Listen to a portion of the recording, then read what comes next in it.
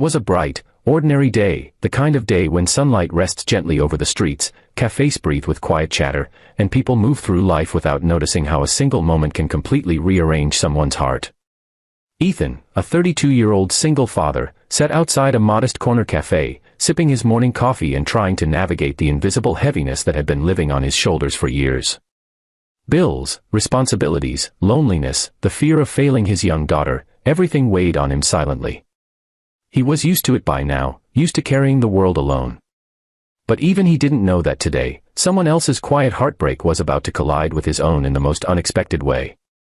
If you believe in kindness, healing, and second chances, then please like, comment, share, and subscribe to Kindness Thread, because stories like this remind us how deeply humans can change each other.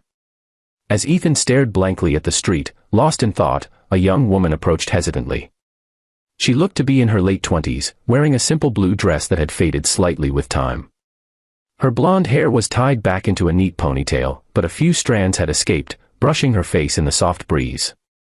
There was something unusual in her eyes, something quietly breaking, something pleading. She shifted her weight from one foot to the other, trying to steady herself. Then, in a trembling voice, she asked the words that startled him out of his thoughts, "Can you give me a hug, please?" There was no drama in her tone, no manipulation, no theatrics, just a raw, unfiltered vulnerability that struck Ethan deeply. She wasn't asking for money. She wasn't asking for help. She was asking for human touch, something so simple yet so rare when life becomes unbearable. Ethan looked at her closely now, noticing her tired posture, the faint redness around her eyes, the way she held her arms as if trying to hold herself together. She seemed like someone who had been fighting battles with no witnesses. Her name was Claire. She had moved to the city 2 months earlier, chasing a job that fell apart as quickly as it began. Money had run out. Friends never materialized. And worst of all, she came from a family where expressing pain was considered weakness. She had always suffered silently, until silence became too heavy to carry. Last night was the breaking point. She had cried alone in her small rented room until her chest ached, realizing she hadn't been genuinely hugged in years.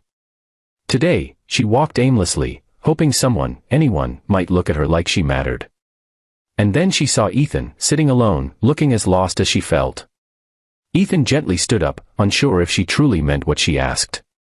But when he saw her eyes, full of suppressed storms, he stepped forward. Without hesitation, Claire collapsed into his arms.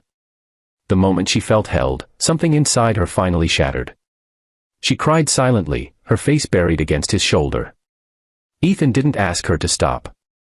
He didn't rush her.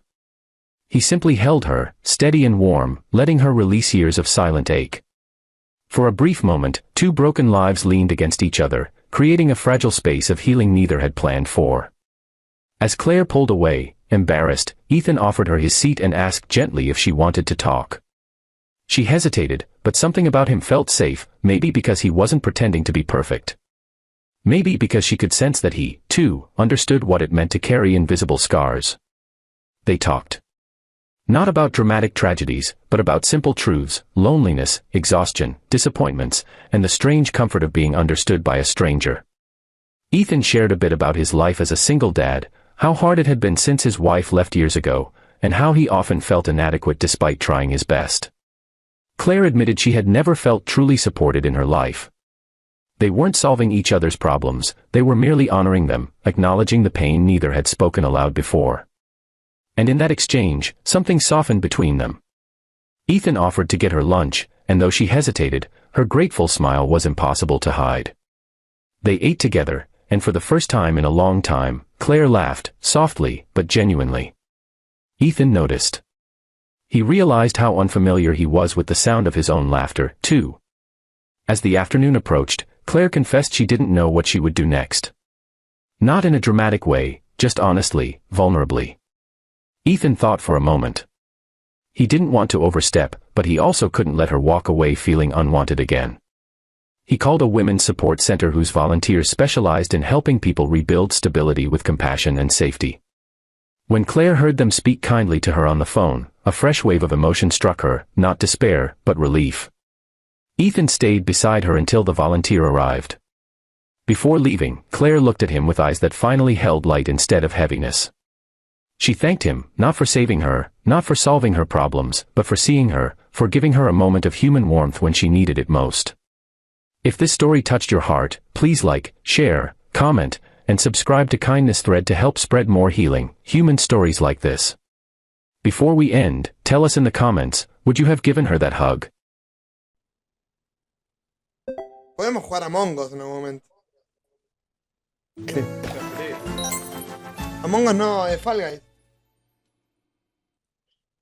Me salió un tiro. ¿No te gusta Fall Guys?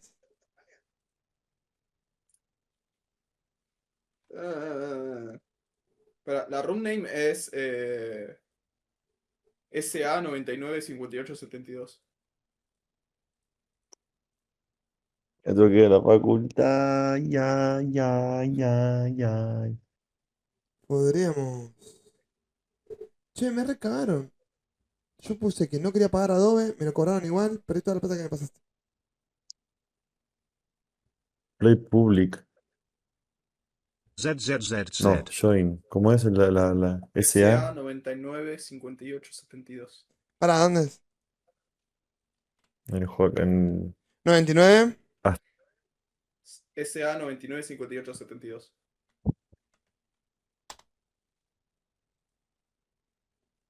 Che, me quisieron cobrar 10 lucas, puse rechazo al pago y me lo cobraron igual. ¿De qué? De Adobe. Pero después o sea, me cobraron 23. Dios mío. Le hacen